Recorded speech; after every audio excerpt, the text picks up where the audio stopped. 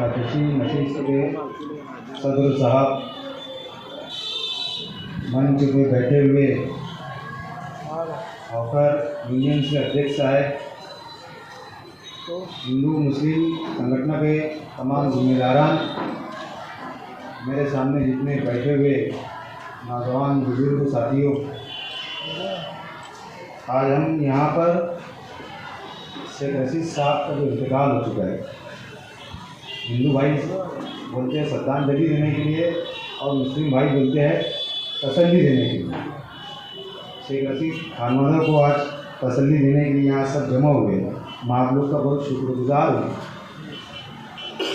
मैं तो ज़्यादा बोल नहीं पाता, लेकिन आप लोग को इतना यकीन तो दिला सकते हैं कि अल्लाह ने एक शेख रशीद साहब को लिया,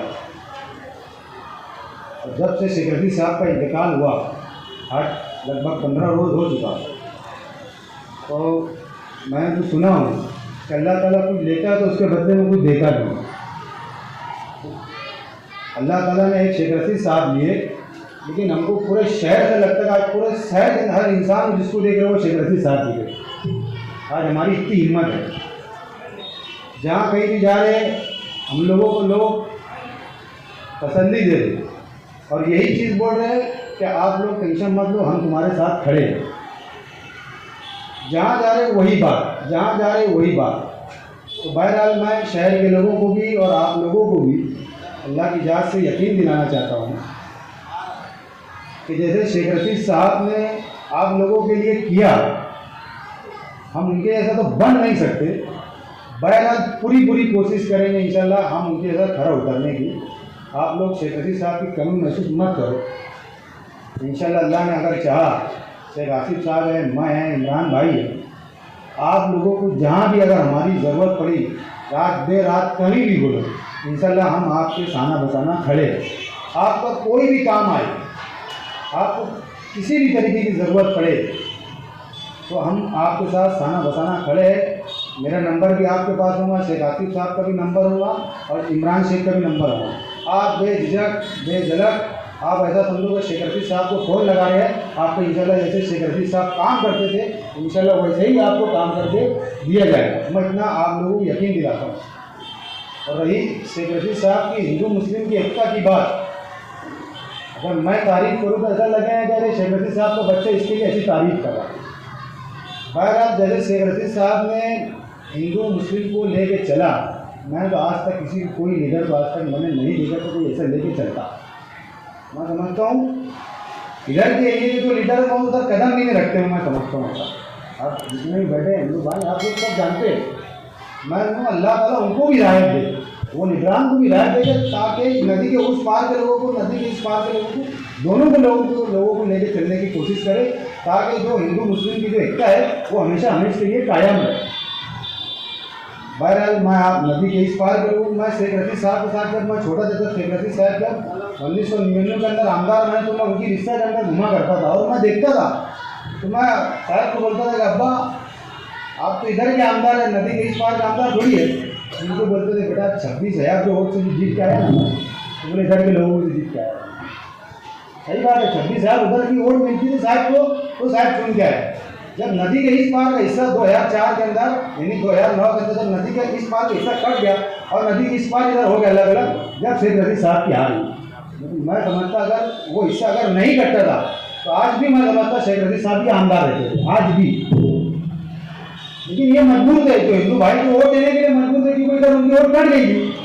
लेकिन शायद में उसके बावजूद भी जो संबंध बना रहे थे, बहुत अच्छे बना रहे थे। हमने देखे हमारी ऑफिस के ऊपर जो आज हिंदू भाई इतनी बड़ी तादाद में आज भी बैठे हुए ऑफिस के अंदर, आज भी शेख आसिफ साहब के साथ बैठे हुए माशाल्लाह। और अल्हम्दुलिल्लाह अल्लाह ने अगर चाहा तो हम भी ऐसे ही एकता लेके, जैसे आप लोगों को शेख रशीद साहब ने लेके चले, आपने शेख रशीद साहब को लेके चले, हम भी इंशाल्लाह आपकी वैसी फुल कोशिश करेंगे अल्लाह ने अगर चाहा तो। और जैसे ही शेख रशीद साहब शहर के अंदर मदद करते थे, जैसे लोगों को लेके चलते थे, गरीबों को, अमीरों को, सबको, इंशाल्लाह हम आपको यकीन दिलाते हैं वैसे बिल्कुल शेख रशीद साहब के जैसे करने की पूरी कोशिश करें। जितनी उनके अंदर इतनी खूबियाँ थी, तो हम अल्लाह से दुआ करेंगे वो खूबियाँ अल्लाह ताला हमारे अंदर दे, ताकि हमारे पास से लोगों को ये एहसास ना हो कि शेख रशीद साहब इस दुनिया से चले गए। अगर हमारी जैसे हमने खुद देखा, हमारी आंखों से हम बचपन से देखते आ रहे शेख रशीद साहब कि हमारे घर के ऊपर अगर कोई भी आता था तो शेख रशीद साहब को अल्लाह ने इतना टैलेंट देना, देख के पहचाने लगे इसकी क्या ज़रूरत है, देख के पहचाने लगे इसको कितने की ज़रूरत है, ये काय का आता है यार। तो हमको बोलते हाजी जब उसको 500 लग रहे हैं 500 दे दो। हाजी देखो वो खाला क्या काम है, तो हम जाकर पूछते रहे खाला क्या काम है, तो बोलते हमको शेख रशीद साहब से बात करें। हम अंदर आके बोलते साहब को अब तुमसे बात करना बोले, हाँ ठीक है भेज। तो जेंट्स रहते उनको किनारे करते थे, कान में खुल दे, हाँ जा आजी उसको तेल का डब्बे दिला दे, जा आजी उनको शक्कर दिला दे, जा आजी उनको चावल दिला दे, जा आजी उनका दवा खाने का। हम इमरान और मैं मुसलसल 4 महीने से उनके साथ मुसलसल दवा खाने के अंदर रात दिन लगे रहे। कभी रात में उसकी ड्यूटी रहती थी, ज़्यादातर रात में इमरान रहता था, दिन में मैं रहता था, लेकिन दवा खाने के अंदर अल्हम्दुलिल्लाह मैं यानी बहुत खुशी महसूस करता। और दवा खाने के अंदर रहने के बावजूद भी शहर की फिक्र करते ही थे। अगर कोई गरीब आता था उनके पास तो 1000 दे दो, उसके बाद गाड़ी को पैसे नहीं मिलता, 1000 दे दो उसको, 2000 दे दो उसको, यानी जब उनका ऑपरेशन हुआ हॉस्पिटल के अंदर, क्या नाम हॉस्पिटल का, सह्याद्री अशोका हॉस्पिटल के अंदर, दिवाली का पीरियड था, दिवाली की जगह ना, हाँ दिवाली का पीरियड था। तो हमको बोले यार वो आपको बुला बोले, मतलब क्यों अब्बा, बोले बुला दो सही। मैंने वाप भाई बुला, मतलब वाप भाई उनको शायद बुला रुपा, तो वाप भाई यार बोले क्या, तो बोला 1 लाख रुपये ला लेंगे। मतलब अब्बा दवा खाने में 1 लाख क्या करेंगे। अरे बोले ये जो तेरी बहनी सिस्टर है, जो नर्स है, डॉक्टर है, तेरी बहन भाई है, उनका त्यौहार है ना बोले दिवाली का, उनको दे देता बोले कुछ। और बोला अब्बा अच्छी बात है, खुशी दे दो 1 लाख। बोले मेरे पास दे दो, बोले तुम मत देना, मेरे पास दे दो, बोले 1 लाख रुपये बोले।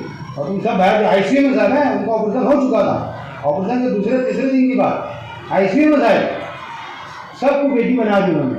मेरी बेटी ये ले 3000, किसको 5000, किसको 3000, किसको 5000, जाओ बोले एकदम अच्छी से दिवाली मनाना, बोले एकदम अच्छी से। हम ये सोचते थे यार साहब बहुत ही अजीब है, यानी हम खुद सोचते थे यार साहब तुम यहाँ रहने के बावजूद लोग ना तो बोलते साहब ढंग में तुम बोले तुम्हारा इलाज, बोले दे, बोले जिंदगी में आए तो दे के जाओ, बोले खाली आ रहा था, खाली आ जाऊँगा। बोले मैं क्या था, बोले मेरे पास चप्पल पहनने के लिए चप्पल नहीं रहती थी मेरे पास, बोले भागते उतर, बोले ऐसे बोले आज अल्लाह ने ये सब लोगों की दुआओं से मुझे नवाजा है, तो इनको देने में क्या हरकत है, बोले ये भी अल्लाह के बंदे हैं। बोले हम सोचते थे दिन हम सोचते कि अल्लाह ताला हमारा दिल खूब ऐसी बना दे। मैं खुद सोचता था कि अल्लाह ताला हमारा दिल ऐसा बना दे। जितने लोग मिलते हैं साहब जो क्या बोलते मामा बोलते थे, जो साफ सफाई करता, गंदगी साफ करता, अगर वो दिन भर में अगर 3 मरतबा गंदगी साफ करता था साहब की हो, तो हाजी 1000 दे दो उसको। फिर दोबारा मरतबा तो एक इंसानी फितरत का बता रहा, अभी मैं सोचता था अभी हो दिया ना 1000 दोस्तों अपना आधे घंटे में, नहीं 1000 दोस्तों और बोले, फिर तीसरी मरतबा 1000 दोस्तों फिर बोले, यानी ऐसा करते तो लोग तरसते थे साहब के पास ड्यूटी करने का, तो झगड़े करने लगे थे अंदर यार वो तो साहब है ना, बोले सेक्रेटरी साहब बोले उनके पास बोले हमारी ड्यूटी लगाओ, तो ये झगड़ा करते थे लोग। उनको मालूम है ना सेक्रेटरी साहब क्या चीज़ होगी। तो बोलने का मतलब जैसे सेक्रेटरी साहब ने नासिर हॉस्पिटल के रहने के बाद, अन्य हॉस्पिटल के अंदर रहने के बाद इतना करे, तो हम दिन में सोचते साहब ने कितना करके का, तो आज मालूम पड़ा हमको उनके जाने के बाद कि सेक्रेटरी साहब ने कितनी अच्छी फसल बो के गई। तो लोग हमको आज बोल रहे, लोगों ने बताए कि सेक्रेटरी साहब ने तुम्हारे हाथ से पूरा पेड़ के गए, अब इसको लेके चलना तुम्हारा काम है, बनाया मिला हुआ है आप लोगों को, अब उसको कैसे लेके चलते हैं ये आपका काम। तो मैं अल्लाह से दुआ करूँगा और आप लोग भी दुआ करो हमारे लिए कि अल्लाह ताला उनके जैसा हमको करने की ताकत, कुव्वत, हिम्मत, दिल, हर चीज़ अल्लाह हम तीनों चारों पाँचों छवि भाई सब कुछ दे अल्लाह ताला, हमारे अहले खाना को दे, ताकि हम उनके ऐसी खिदमत कर सकें। और जो खिदमत करेंगे तो हम तो ये समझ के करेंगे कि अल्लाह ताला जो भी हम खिदमत करें सब उनके हिसाब से सवाब के, सब हमारी आज की हयाती तक लेके हमारे मरे दम तक हम जो भी काम करें तो हम ये समझेंगे हम उनके इशारे सवाब के लिए कोई भी काम करें। आज से हमारी इसी नियत, अगर बोलते हैं ना कि देने से पहले नियत करिए, सदके की नियत है, ज़कात की नियत है, इशारे सवाब की नियत, तो हम अल्लाह से आज ये दुआ करते हैं कि अल्लाह हम आज जो भी अगर नेकी का काम करेंगे तो उनके इशारे सवाब के लिए करेंगे। आज हम ऐसी नियत करते हैं हम तमाम भाई जितने भी, बाकी जाने अनजाने में मुझे आखिरी वक्त के अंदर, आखिरी दिन जिस वक्त उनका इंतकाल हुआ, रात में लगभग 9:30 और 9:45 के दरमियान उनका इंतकाल, मैं मौजूद था, मेरे सामने उनकी रूह कब्ज़ हुई। उस वक्त सिर्फ मैं मौजूद था, बाकी मैंने सबको बाहर कर दिया। तो उन्होंने मेरे से आखिरी के अंदर एक चीज़ बोलिएगा, क्या हाजी मेरी तरफ से पूरे मालेगांव शहर की तरफ से माफ़ी मांगेगा, क्या जाने अनजाने के अंदर अगर मेरे से पूरे शहर के लोगों से अगर मेरे से अगर किसी का दिल दुखाऊंगा, मेरी से अगर कोई तकलीफ भी हुई तो अल्लाह और अल्लाह के रसूल के वास्ते मुझे माफ़ कर देना। तो मेरी आप लोगों से गुजारिश है, अगर शेख रशीद साहब की अगर आप लोगों का और मीडिया की जानिब से भी बोलना चाहूँ, अगर मेरी आवाज़ अगर मीडिया के लोग और पूरे शहर के लोग अगर सुन रहे तो जाने अनजाने में अगर कोई शेख रशीद साहब से अगर गलती हुई तो अल्लाह उनको आप लोग उनको माफ़ करो। और साहब ने ये बोले थे, अगर लोगों से अगर कोई गलती हुई, अगर साहब का अगर दिल दुखाऊँ तो मैंने पूरे शहर को माफ़ कर दिया। और आप लोग भी शहर के लोगों से गुजारिश है, जाने अनजाने जो भी शेख रशीद साहब से और हमारे से भी अगर गलती हुई तो अल्लाह रसूल के आस्ते उनको माफ़ करना और हमको माफ़ करना। इतने बोली मेरी बात खत्म करता हूँ। अस्सलाम वालेकुम। मैं जब भी कॉरपोरेशन में जाता था, कॉरपोरेशन तो समझ लो आज बनी, मगर मेरे उनके ताल्लुकात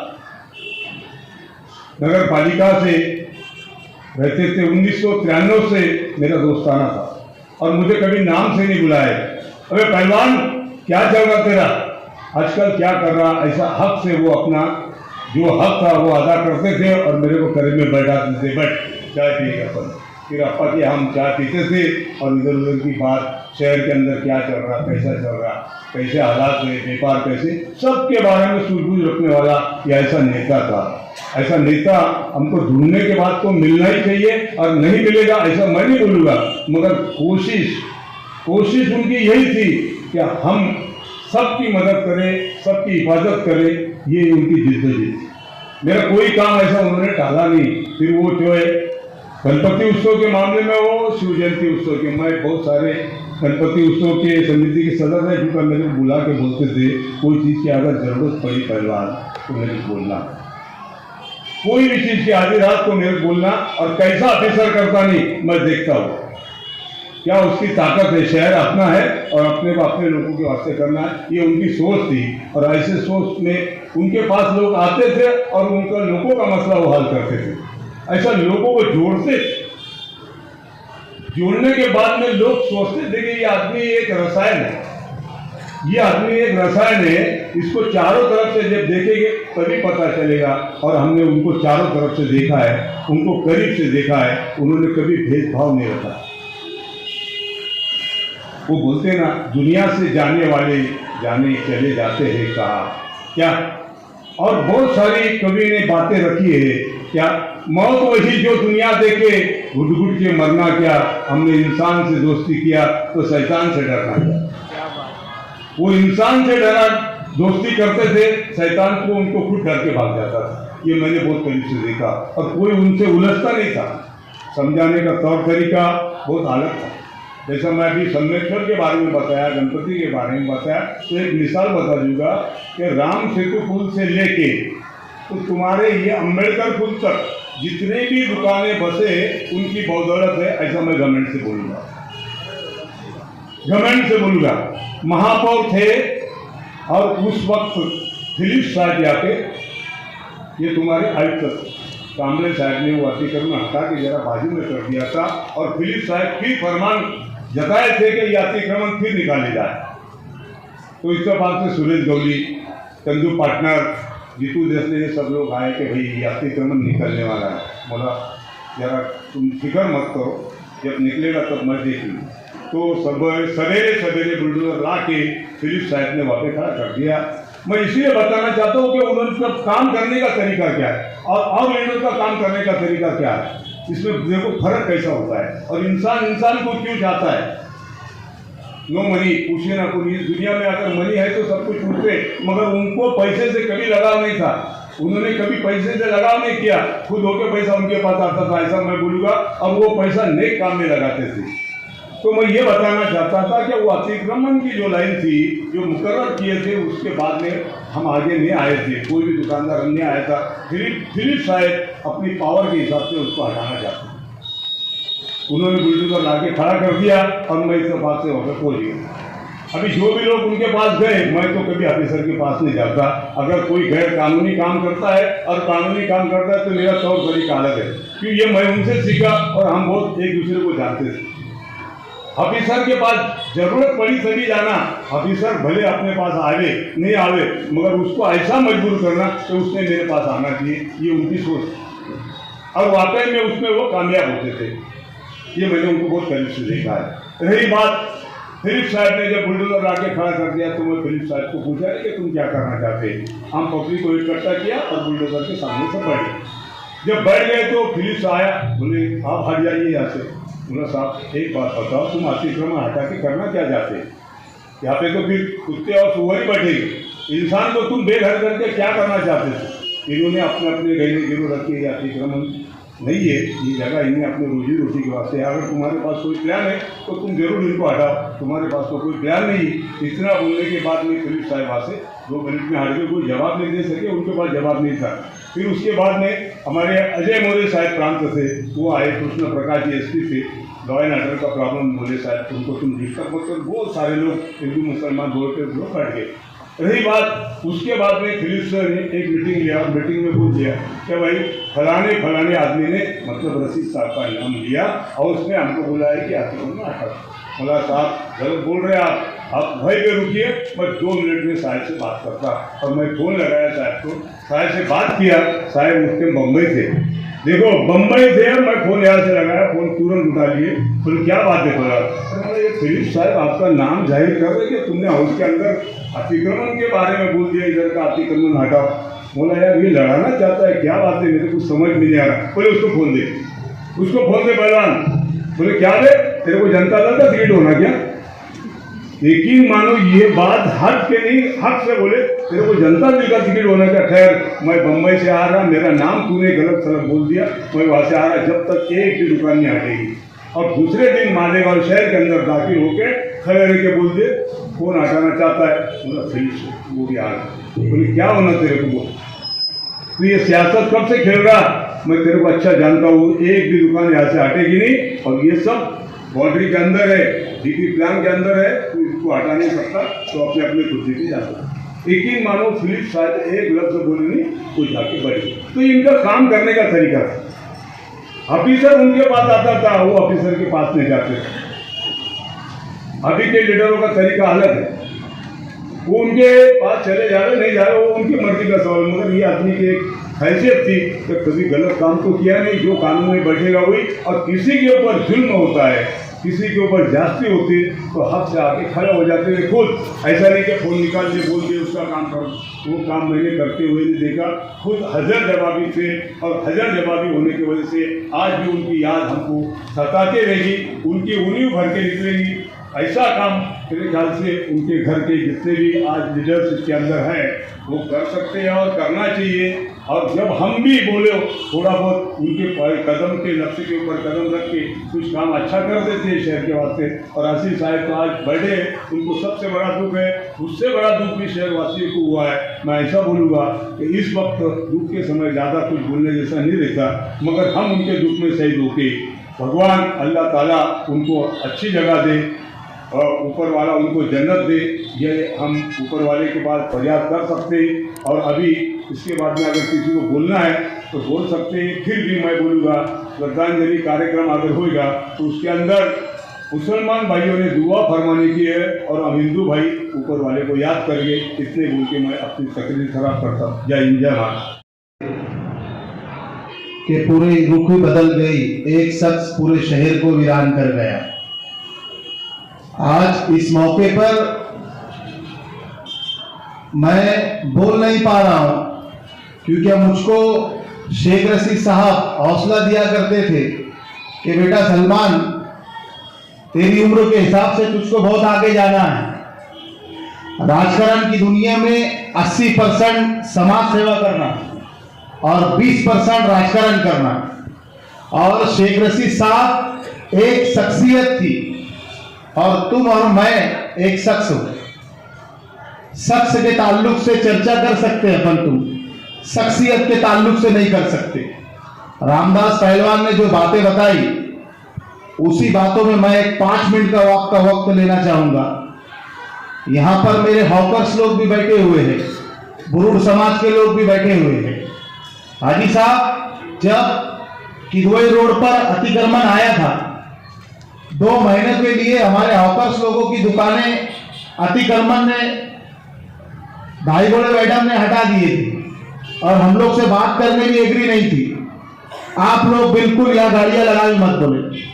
जब शेख रशीद साहब पास हम लोग गए, एक बात बतलाता चलूं मैं आप लोगों को, शेख रशीद साहब अतिक्रमण के खिलाफ ही रहते थे, हमेशा अतिक्रमण की हिमायत कभी नहीं करते थे। शेख रशीद साहब का ये सपना था मालेगांव शहर का हर रोड, हर गली, हर रास्ता मोकला रहना चाहिए ताकि अपनी पर्दा नशीर माँ और बहनें, बुजुर्ग हजरात और नौजवान साथी चलने में आसानी रहे। मगर शेख रशीद साहब के पास जब हम लोग गए तो शेख रशीद साहब ने हम लोगों को कहा कि सुबह 11 बजे कारपोरेशन में आप लोग पहुंचिए। हम लोग शायद जुलूस की शक्ल में वहां पर पहुंचे, कम से कम हम लोग वहां 2 से 3 हजार लोग गए।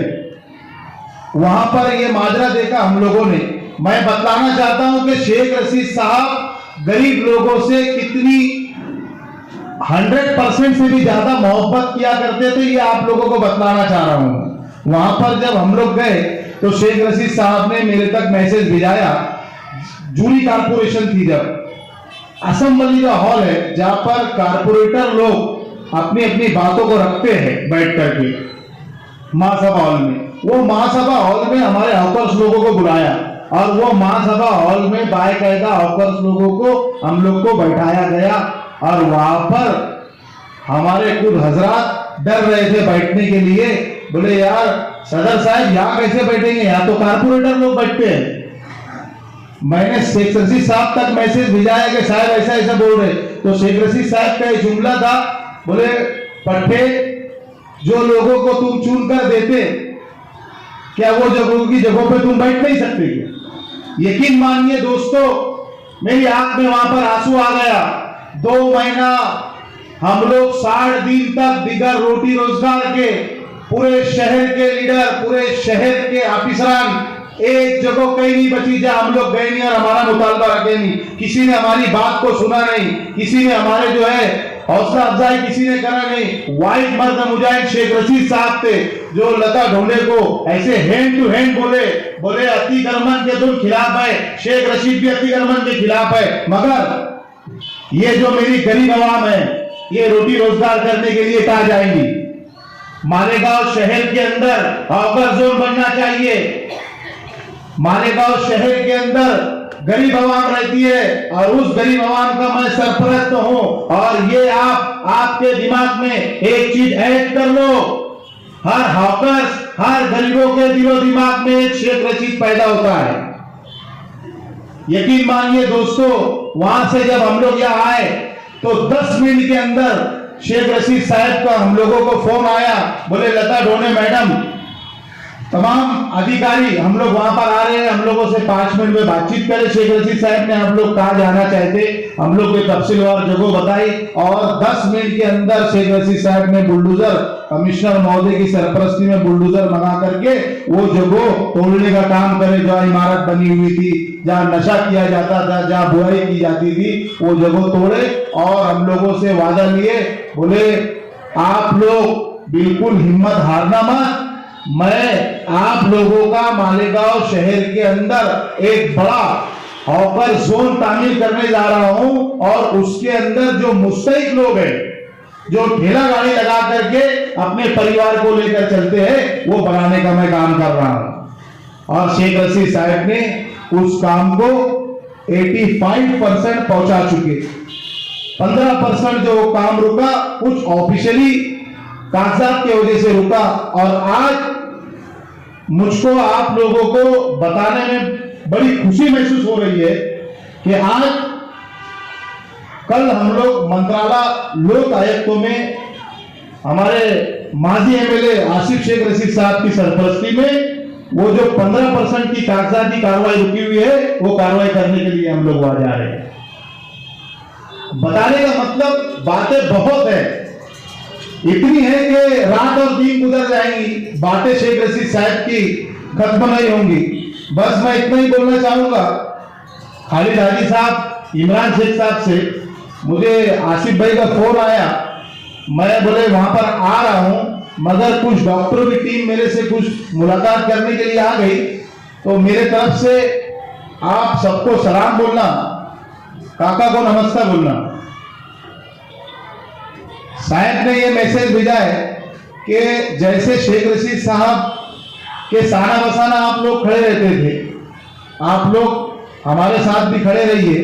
खैर यहाँ पर खालिद हाजी मौजूद है, मैं मेरी हॉकर्स यूनियन की जानिब से, बुरुड़ समाज की जानिब से और हिंदू मुस्लिम एकता संगठन की जानिब से जितने लोग यहाँ पर बैठे हुए हैं उनके तरफ से मैं आपको इस बात का यकीन दिलाता हूँ कि इंशाअल्लाह अजीज आपके साथ हम लोग साना बसाना खड़े रहेंगे। आप हमारे कांटेक्ट में रहो, आप हमारे कांटेक्ट में रहो, तुम हमारे कांटेक्ट में रहेंगे। इंशाअल्लाह आपके साथ साना बसाना खड़े रहेंगे। मुझको बोलना बहुत कुछ था पर वक्त की नज़ाकत को देखते हुए मैं अपनी बात खत्म कर रहा हूँ। अस्सलाम वालेकुम।